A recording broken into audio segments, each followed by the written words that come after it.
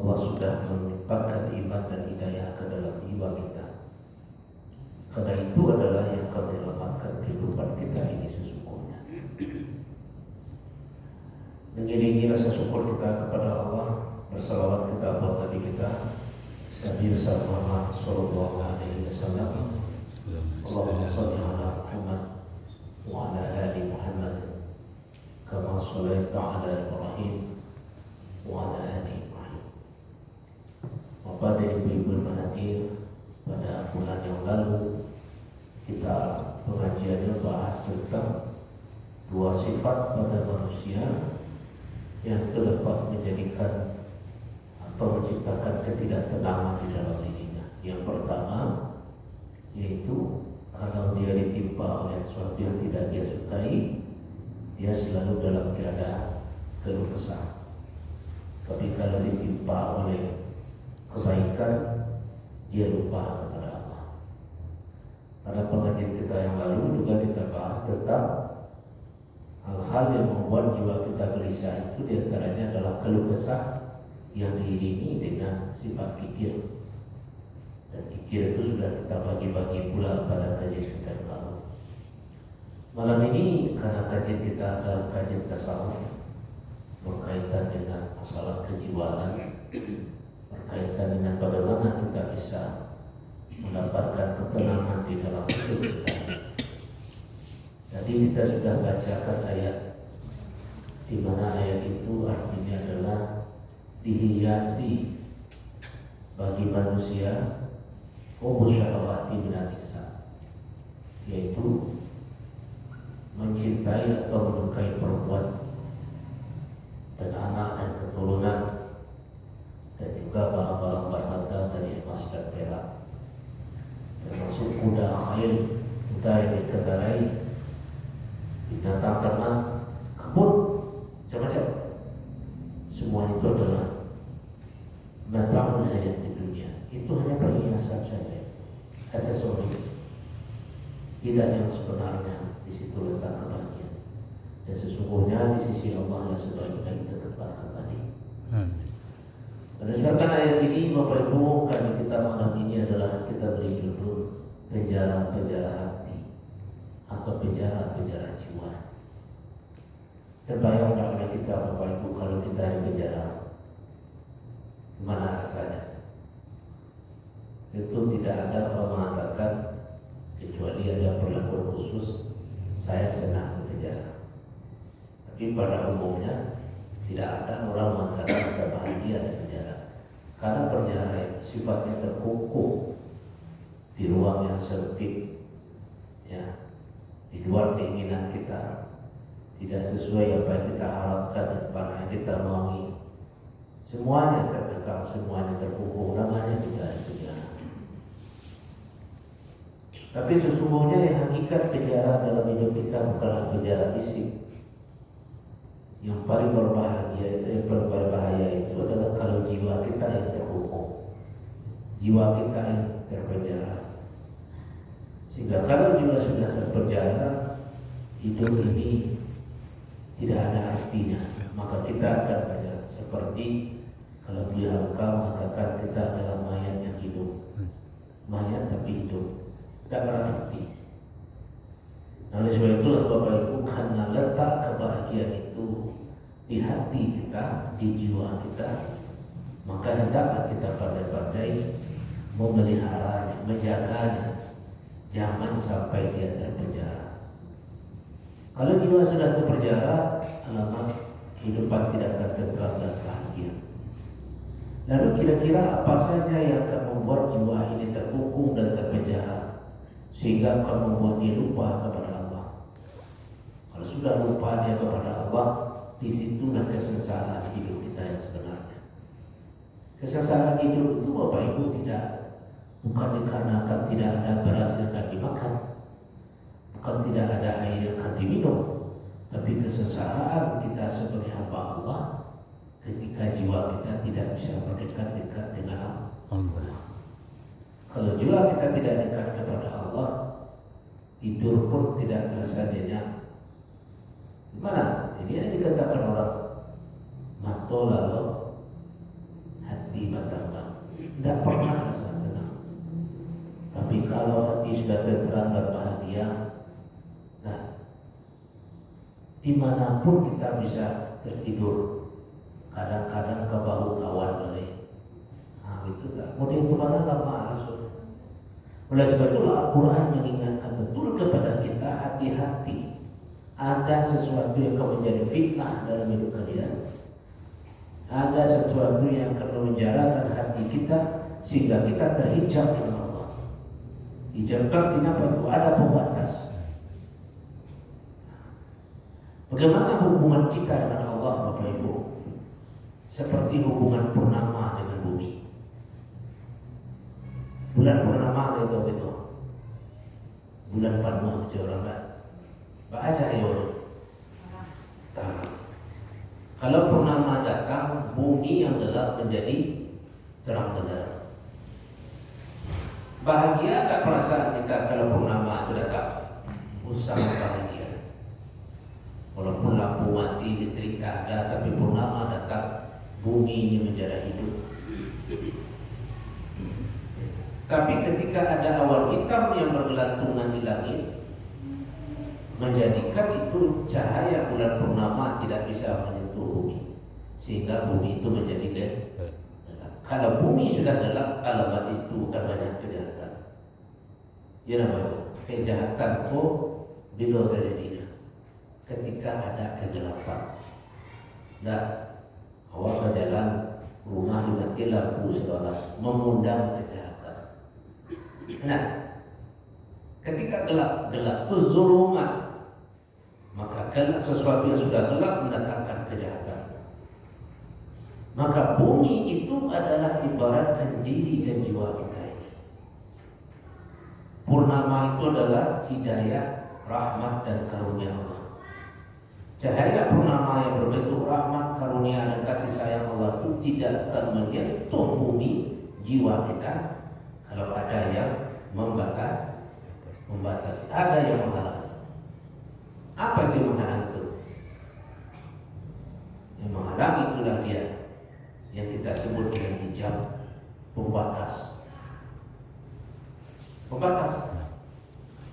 Ini kain yang terpampang di depan ini tadi menjadi hijab, tapi sudah dibuka oleh Ustaz, terbuka hijab itu. Tidak ada tapi itu namanya kasyaf.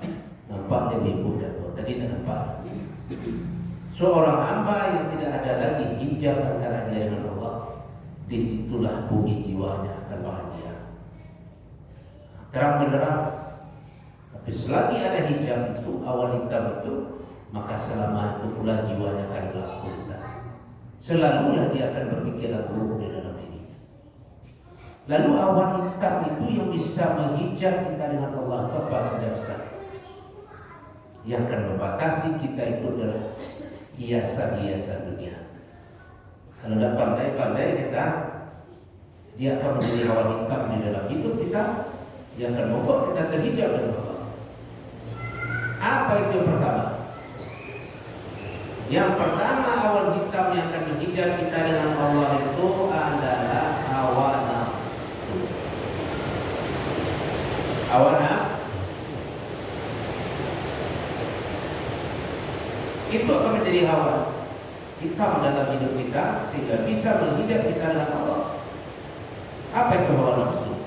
Hawa nafsu itu adalah sebuah potensi yang Allah berikan kepada kita makhluk manusia secara khusus dan makhluk yang lain. Yang dengan hawa nafsu itu kita memiliki keinginan dan kemauan. Salah satu keinginan dan kemauan itu adalah yang kita sebut hubbun nisa. Bagi laki-laki menyukai perempuan.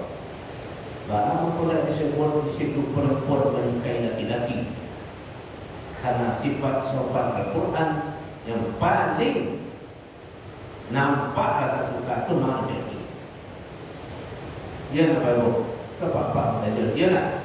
Yang menampakkan rasa suka itu laki-laki atau perempuan? Laki-laki. Tidak percaya Bapak Ibu, coba lewat dalam ayat. Nang gelisah yang jantan yang berzina. Yang jantan. Nang dia yang jantan yang berzina. Jantan. Nang yang berzina kan kalau yang beda, ini orang berdamai tidak sampai loh. Anda bukan betul-betul kehendak, dia tapi pandai menyuruhkan, pandai menyuruhkan. Karena laki-laki tidak beresok ke situ, beresok kemari, Anda buka-buka, hopus sekali. Itu cinta kepada perempuan itu awal nafsu yang tidak ada pada laki-laki. Artinya apa? Kalau manusia tidak pandai menjaga hawa nafsunya kepada lawan jenisnya, itu akan menjadi penjara bagi dirinya. Tidak saja yang jiwanya terpenjara, terkungkung, tidak bisa dekat kepada Allah, dirinya pun akan dikurung. Tidak, badan itu berkurung. Bapak Ibu yang berhadir, pernah nggak kita mendengar kisah seorang rahib, ya, Barsisa namanya? Pernah Bapak Ibu? Barsisa ini konon adalah seorang yang taat beribadah kepada Allah. Taat kepada Allah. Kalau kita taat, Bapak Ibu, semakin taat kita semakin banyak produk. Tapi jaya betul. Semakin kuat hati ingin mendekatkan diri kepada Allah, semakin kuat pula yang melarangnya. Karena tanpa kita sadari, ada sesungguhnya gerakan-gerakan terselubung. Gerakan terselubung itu yang selalu merongrong kita supaya kita jauh dari Allah. Baik, Rasul Bapak, gerakan siapa Bapak Ibu? Baik. Gerakan. Dan dia akan masuk ke dalam pembuluh darah kita, dan dia akan berikan apa yang menjadi kemauan kita sebagai umpannya. Dan umpan yang paling berat, ya, itu bagi laki-laki adalah hawa nafsunya kepada perempuan. Jadi Barsisa ini orang yang taat beribadah. Datanglah syaitan berwujud manusia. Ini kisah yang saya baca, menggoda, macam-macam caranya tak bisa tembus. Akhirnya menyerah iblis kok. Pada cara menundukkan. Nah itulah kalau dia tidak, kalau tidak hasil tek saya minum koado khamar. Minumlah khamar. Kamu tidak apa-apa. Rupanya diminumnya khamar itu. Ketika khamar sudah diminum, pemikiran sudah melayang, hawa nafsu datang. Ketika itulah kalau dia sudah mabuk, tidak akalnya, tadi dia takut berbuat zina dengan perempuan, tidak terjadi perzinahan. Datang awak layu orang beribadah, tapi kalau itu buruk, dia tidak malu orang lain bawa. Syaitan itu pandai berpindah-pindah. Akhirnya kemana? Timbul pikiran. Kalau itu memindahkan jejak, bunuh saya. Rupanya terang gigi, bunuh-membunuh, pun tinggi sudah. Lah dari dulu memasuknya ke dalam pikiran Barsisa, rekayasa, rekayasa, bunuh dia. Nah dibunuh, dari bunuh ditimbulkan rasa takut saja. Timbul penyesalan, saya dibunuh, pasti orang lain tahu saudara. Apa penyuruhannya pasti orang lain tahu. Orang tak tahu betapa malunya kau sebagai orang beribadah. Lalu dibisikkan resep terakhir oleh setan iblis, supaya kamu tidak disebut oleh orang banyak, bunuh diri lah. Akhirnya mana? Cara terakhir bunuh diri, apakah pun kata jadi. Bunuh diri, hancurlah karena hawa nafsu.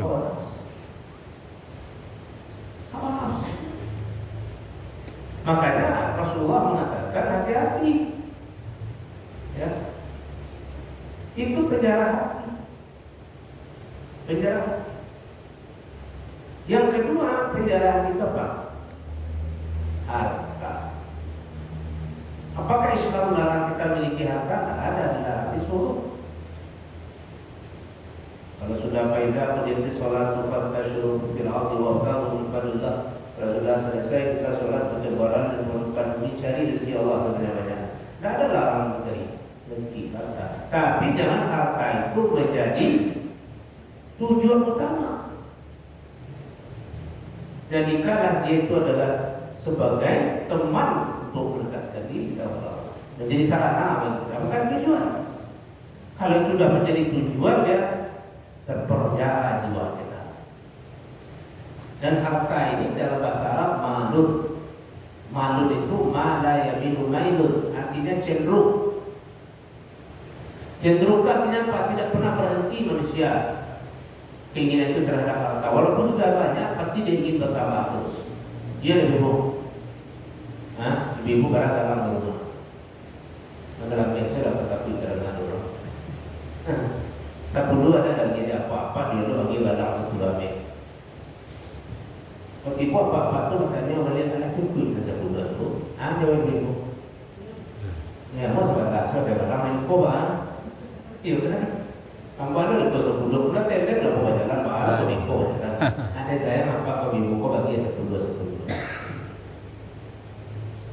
Mana pula nama awak ada tanya membeli nama cincin 10 ame.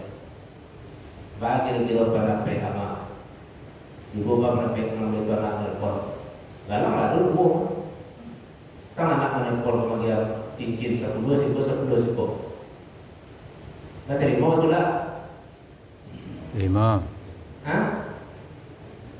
ibu kalau besar terima menyuruh malu-malu kucing tapi hati di dalam malu-malu kucing. Mau betul lah kata itu. Tidak tersabil Ustaz sebenarnya mau menerima. Kita tersabil itu lagi jujur sama. Dan kalau anak seorang lain, kalau membeli sumbang tuan mana segala kau kalau yang dua. Tidak kalau tu nampak selama kalau sumbang malu dari tadi. Awal orang sakit ini beri sumbang 10 ame sebelah. Tak ada yang bosok. Nak pernah dia pun bos 10 meter sekolah. Aku bola suruh dekat rasul. Betul tak tu terima? Terima. Jujur. Aku ibu nak lebat. Tak suruh sampai sekarang. Berterima tu sifat apa? Sifat tak? Sifat. Sifat manusia. Joharato pun tak pernah mengatakan cukuplah saya itu. Tak betul. Maka orang kalau jadi pegawai negeri, kawin manuwin naik pakai, tak ada mau duit turun pakai. Kenapa? Apa ada pegawai negeri pula? Apa sibuk jadi kawan? Mana kok mau duit naik pakai? Makanya kok mau duit naik pakai? Mengajar doktor, mengajar profesor. Ustaz bahan apa kajian profesor? Ya, apa profesor tu nama kajian? Apa kajian ada terburu. Tipu-tipu saja. Tidak ada nak terangkan apa kawan mengatakan doh. Sibuk-sibuk. Bukan murid turun pakai. Tidak ada. Karena awal nafsu itu ingin naik terus, bertambah. Itu manusia dengan harta. Yang penting harta itu tidak menjadikan kita lupa kepada Allah. Adakah manusia lupa pada warna hartanya? Tidak. Ini mitos saja ini orang Yunani kuno punya mitos begitu. Mitos itu kan tidak pernah terjadi. Tapi ada paham di masyarakat Yunani kuno. Apa itu? Tentang seorang raja yang bernama Raja Midas. Ada bukunya itu tragedi Raja Midas. Apa yang terjadi dengan Midas adalah tersebut seorang raja. Rajanya mana? Raja yang sangat rakus. Nah, pajak tinggi. Semua pajak itu untuk dirinya memperkaya dirinya. Pokok terkenal. Lengkaplah pada dirinya. Sehingga saking dia rakusnya dengan harta, sampai-sampai dia berdoa. Apa doanya? Nah, dalam buku itu dia berdoa berkeyakinan kepada dewa, berdoa kepada dewanya supaya apapun yang dipegangnya berubah menjadi emas. Aduan, bosannya dibaca berubah menjadi emas. Itu maunya. Rupanya doanya terkabulkan. Dipegang ini jadi emas, dia gak ada mati. Dibaca pun jadi amin, gak ada mati. Dibaca sedoalannya gak ada mati. Apa saya dibaca berubah jadi amin. Ada ibu mati dulu, model itu nak sarang mati tu. Dibaca kata sapu berubah jadi amin. Dibaca balik berubah jadi amin. Seluruh jadi. seluruhnya berubah jadi amin. Gak ada arti. Rupanya di sana orang pancing ubah jadi amin di mulut tak kali. Murah rumah dari rumah baik kedua jualan. Dicari tak buah-buahan dimakan. Dipaci apel berubah jadi amin. Dipaci ikor berubah jadi amin. Karya sedolah. Jadi amin ayam kami minum lah berubah jadi amin. Boleh tak tahu. Pulang orang rumah tidak tolong. Ibu orang rumah namanya pokok salam orang rumah berubah jadi amin. Bapak lu anak berubah jadi amin. Kesudahannya Pak. Bagi itu loh. Saat saya barang sudah tua atau merasai? Merasai. Gila. Kurang tak bisa orang macam mana kena kek kok berubah jadi amin. Akhirnya gila mati dalam keadaan gila. Jadi larut dengan harta, jangan tidak bahagia. Bisa sengsara. Oleh sebab itu, bagaimana caranya Ustaz? Tapi belum mau jadi orang kaya Ustaz. Enggak. Silakan menjadi orang kaya, tapi menjadi orang kaya yang bersyukur kepada Allah. Itu kuncinya. Kalau kita ingin bahagia dengan harta kita, maka perbanyak syukur kepada Allah. Baca bersyukur dengan harta. Keluarkan harta.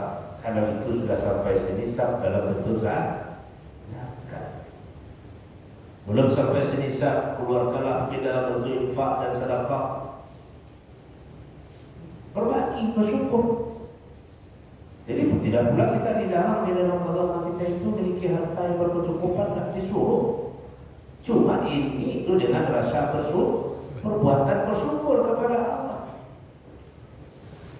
Insya Allah, kalau kita bersyukur, harta itu akan menyenangkan diri kita. Menyenangkan diri kita. Tak percaya ibu kalau beraji pasal anak dewa. Nah, kalau kita lihat orang susah kasih dan duit. Ketika itu ada secara kejiwaan, ketika kita memberi itu perasaan kita bahagia. Jadi kalau di hati kita itu selalu tidak tenang, berarti kita termasuk orang yang kurang berbagi. Kurang berbagi. Karena sifat dasar manusia menolong. Kalau kita lawan sifat dasar kita itu, dia akan mengurus jiwa sendiri. Dia akan kembali ke sini. Sama juga kita manusia. Kalau kita melawan kepada Allah, menentang Allah, maka kita akan dibunuh oleh perasaan tidak tenang. Kenapa? Karena pada manusia itu wadufika bisu. Itu ditiupkan. Ruh itu ditiupkan langsung oleh Allah. Maka sifat-sifat Allah itu hanya ada pada manusia. Maka itulah makanya manusia diletakkan sebagai ciptaan Allah yang paling mulia. Kenapa manusia adalah sebaik-baik ciptaan? Kenapa tidak yang lain? Karena pada manusia itulah terletak sifat-sifat yang menyerupai sifat Allah. Dan manusia pula yang bisa mengamalkan sifat-sifat dan sifat Allah itu. Maka salah satu dari sifat Allah itu apa? Memberikan rezeki. Memberikan rezeki itu melimpahkan kebaikan. Maka kepada kita pun diharapkan untuk melimpahkan kebaikan kepada orang lain. Maka kalau kita ini tidak mau berbagi, dikendalikan oleh harta kita. Percaya Bapak Ibu, hidup itu tidak akan tentram dan bahagia. Berbagi. Maka kalau ini jiwa sehat, hidup sehat salah satunya memberi, perbanyak memberi, perbanyak berbagi. Tanya kepada orang yang sering memberi berbagi. Pasti saya senang, bahagia. Jadi terapi jiwa itu apa saja? Sedekah itu Bapak Ibu itu disebut dengan terapi healing ke dalam diri maupun. Cara menterapi jiwa itu salah satunya adalah memperbanyak sedekah. Tapi tidak berarti menyerahkan semua, tidak. Bersedekah sesuai kemampuan dan keadaan kita. Tapi jangan tidak sama sekali. Kita sambutkan ke kajian kita bulan yang lalu, jangan kita itu menjadi bakhil. Kalau kita bakhil, maka berarti kita sudah menyimpan penyakit dalam jiwa kita. Dia katakan ayah di rumah, jadi Ustaz kami mengirim artikel dari dia full aja di 5 kelas buang Ustaz. Ustaz perlu ada betul dia cakap sampai tengah aja. Itu kerja. Begitu. yang kedua, penjara dunia itu adalah harta. Kalau pandai-pandai kita memainkan, memang dikurung dia jiwa kita, maka akan timbul kawan gelap yang akan membatasi antara kita dengan Allah. Maka cahaya purnama Rahman dan Rahim Allah itu sudah turun ke bumi jiwa kita. Kenapa demikian Ustaz? Apa bedanya orang yang mendapatkan Rahman dan Rahim Allah dengan yang tidak? Apa bedanya Pak? Orang yang dapat kasih sayang Allah dengan yang tidak, itu apa bedanya? Perbedaannya apa? Seperti tanah yang ditimpa hujan dengan yang tidak. Kalau ada tanah yang kering ditimpa oleh hujan, gimana tanah itu? Subur. Tapi tanah yang tidak pernah ditimpa oleh hujan akan gersang, kering dan kerontak. Maka hujan yang turun itu adalah rahmat. Dalam Al-Quran itu ada gambarkan hujan yang turun ke lembah-lembah yang kering. Itulah perbedaan antara orang mendapat rahmat dan tidak. Orang yang dirahmati oleh Allah jiwanya, maka sama dengan lembah yang kering yang ditimpa oleh hujan yang lebat. Subur jiwanya, tanam nanti, sajud. Tapi orang yang tidak dilimpahkan Allah rahmat dan rahim ke dalam jiwanya, sama seperti tanah gurun yang tidak pernah ditimpa oleh hujan. Jadi namanya kering kerontang jiwa. Lalu kalau sudah kering kerontang jiwa itu, apa dampak dan ciri-cirinya? Ciri-cirinya hidup ini selalu keluh dan kesah, seperti kajian kita ulang yang lalu. Gelisah saja, walaupun akan dimakan melimpah, yang diminum melimpah, semuanya ada, tapi jiwa gelisah. Maka dalam Quran katakan seperti itu. Rahmat Allah itu seperti hujan yang turun ke lembah. Jadi kalau rahmat itu turun ke lembah jiwa kita, kasih sayang Allah sudah masuk ke sini, hidup ini santai saja, bahagia saja. Dan itu yang paling mahal di dalam hidup kita. Kebahagiaan itu yang paling mahal. Kebahagiaan di sini. Kalau itu caranya gimana? Berdoa kepada Allah, semoga hujan rahmat itu turun ke lembah jiwa. Nah, tapi penjara itu tadi yang akan mengumpul. Apa itu? Harta yang tidak bisa kita kendalikan. Apa demi itu? Itu yang kedua. Yang ketiga apa? Tapi wanita, anak kita. Anak kita bisa menjadi fitnah bagi kita, bisa menjadi penjara jiwa. Kalau seandainya kasih sayang kita berlebih kepadanya, melebihi rasa cinta kita kepada Allah. Itu. Ini yang terjadi sekarang. Berlebihan cinta kita kepada anak, kadang-kadang lupa cinta kita kepada Allah. Nah, boleh bertanya begitu. Bagaimana salin di toko, ibu-ibunya banyak mendadak ibu. Jawabnya kok, ratu-ratu yang menjadi MC dan apa sih bang? Nama suatu itu. Ibu ada MC di bawah. Ya, alasan keturunan itu bisa menjadi fitnah bagi kita kalau kita tidak mengaturnya dengan baik. Dia bisa menyebab kita. Dan kasihan Allah. Ada orang bulan puasa apa-apa. Mana puasa apa? Tidak puasa itu. Kalau puasa kan kalau orang itu kurang kali lagi. Orang berjalan kembali. Artinya apa itu? Anak sudah menjadi awan gelap yang membatasi kita dengan Allah. Itu apa namanya adalah bahwa puasa kata orang itu orang kali lagi orang. Kalau dalam kalian itu awak kali baju anak.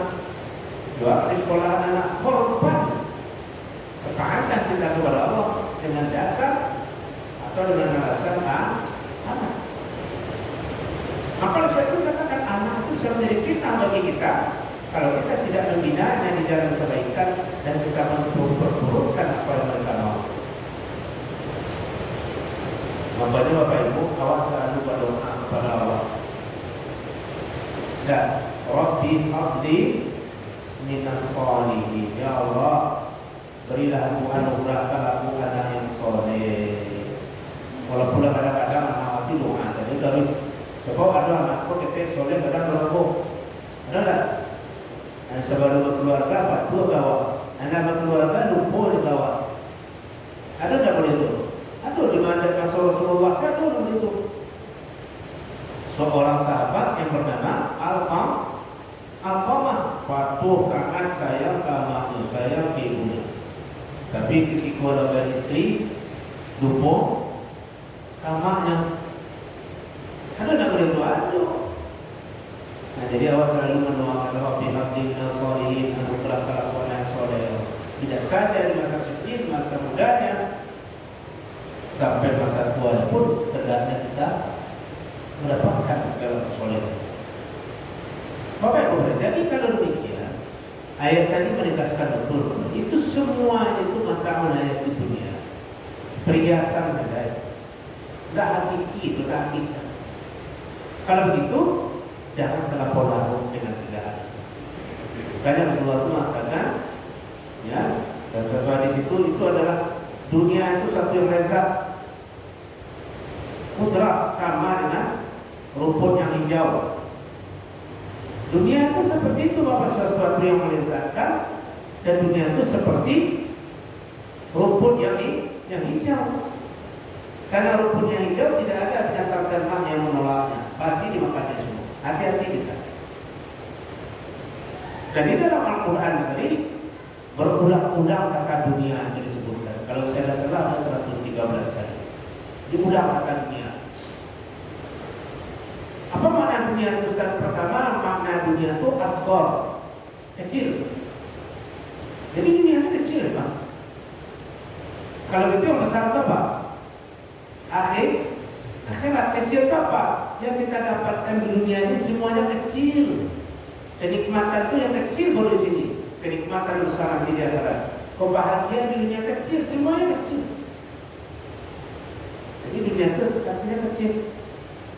Yang kedua, dunia itu maknanya apa? Razal. Razal itu artinya hina. Hinaan. Karena di dunia mau bercampur semua itu. Yang tidak ada kehinaan itu ada di akhirat. Dunia itu artinya apa lagi? Al-Ula, yang pertama. Jadi jangan lengah kita. Dunia ini hanya yang pertama, bukan yang terakhir. Ya, yang pertama. Makanya ketika orang-orang kafir itu tidak yakin akan ada akhirat, turun surah Duha itu ketika mereka memperolok Nabi. Ya, wal akhiratu khairul laka minal ula. Ada maknanya akhirat lebih baik daripada dunia, ataupun pekerjaan kamu itu nanti akan berhasil dan katakan mereka. Jadi ula awalnya adalah akhir. Jadi dunia ini hanya permulaan, belum berakhir segala-galanya. Permulaan baru dunia ini Bapak Ibu. Kehidupan kita yang hakiki itu sebetulnya bukan di dunia ini. Ini baru permulaan hidup. Permulaan hidup. Kehidupan yang hakiki dan sebenarnya itu adalah kehidupan yang akhir. Ya. Inilah yang seharusnya menjadi perhatian kita hari ini. Kenapa? Karena begitu banyak godaan dalam kehidupan kita, ya, yang hadir di depan kita. Keluarga kita, harta kita, anak kita. Pada kita menjaga. Selalu kita berdoa kepada itu. Semoga semua itu tidak menjadi fitnah dalam kehidupan ini. Kalau kita melihat kasus yang terjadi hari ini dimanapun, begitu sedihnya kita. Ya, begitu sedihnya kita melihat kasus-kasus yang ada di depan kita. Oleh sebab itu, mari kita sama menahan diri, ya, sama-sama menjaga dan menahan diri kita. Bapak Ibu berhadir, itulah kajian kita pada malam ini. Kebahagiaan itu terletak tidak pada harta, pada hawa nafsu manusia, tapi adalah ketika hatinya bisa dekat sedekat-dekat dengan Allah Subhanahu wa Ta'ala. Akan tetapi usaha untuk dekat kepada Allah itu terhalang oleh hawa kita, hawa nafsu kita. Semoga kita semuanya dilindungi oleh Allah dari jebakan-jebakan dunia itu. Semoga kita terhindar dari hal-hal yang tidak baik sepanjang hayat kita. Sebelum kita sudah Bapak Ibu, silakan kalau ada yang akan bertanya, mungkin kita diskusikan. Nah, silakan di pertanyaan ini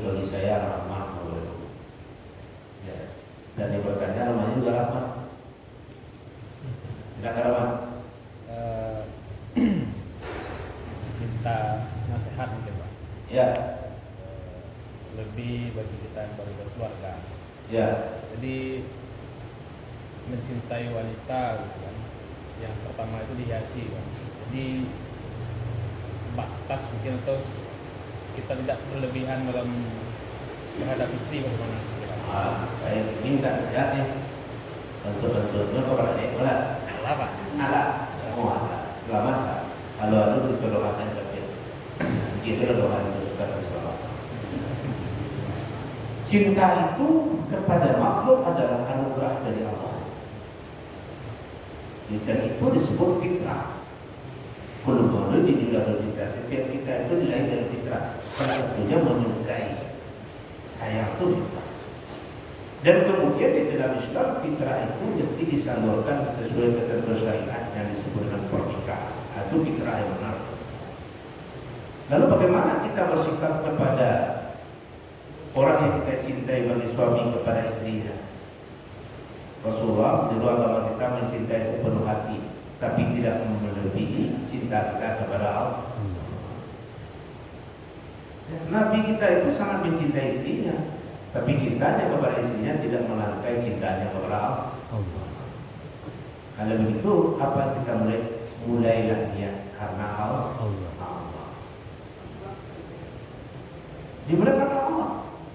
Kalau sudah karena Allah, kita akan selalu berjalan atas bimbingan Allah. Tapi kalau kita mulai atasnya hawa nafsu itu sama seperti memakan tebu. Tabu dimakan, lama-lama ambai. 10 tahun pernah bicara di sini. Batu awal jadi tabu. Itu terjadi. Tapi kalau karena Allah, apa yang bisa tanya kematian. Jadi semuanya dari Bismillah, sandarkan itu kepada Allah. Ya Allah, aku menikahi seorang perempuan ini karena Engkau Allah, bimbinglah kami sampai kematian yang bisa. Itu doa. Sebab kalau manusia menyadarkan mencintai perempuan karena cantiknya, berapa umur ini? 25, 26. Coba bayangkan kalau umur 62 besok. Bagaimana kalau kini dirakikan lift, oh anak raja udah dari rumah. Tapi kalau 62 lagi di bawah, raja udah dari rumah mana begitu. Kalau kita berdasarkan fisik saja, sifat alam itu berubah. Itu ya, nasihat itu. Karena Allah itu, karena Allah tidak akan berubah. Tidak akan berubah. Itu saja kuncinya. Nah, kalau semuanya sudah atas nama Allah, insya Allah kita akan dibimbing jalan yang benar. Semoga yang bertanya ya sahabat kita doakan sampai akhir hayat berada dalam lindungan Allah. Amin. Amin. Ada lupa membaca doa Nabi Zakaria ya. Surah Al-Anbiya ayat 82. Rabbi la tazarni fardan wa anta khairul warithin. Ya Allah, jangan biarkan aku sepi sementara Engkau yang mewarisi. Apa tuh? Ini dibuka Bapak Allah.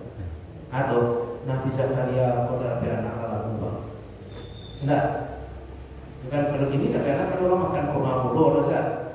Anak menjeret baru itu kurma mudo. Saya baca doa saya.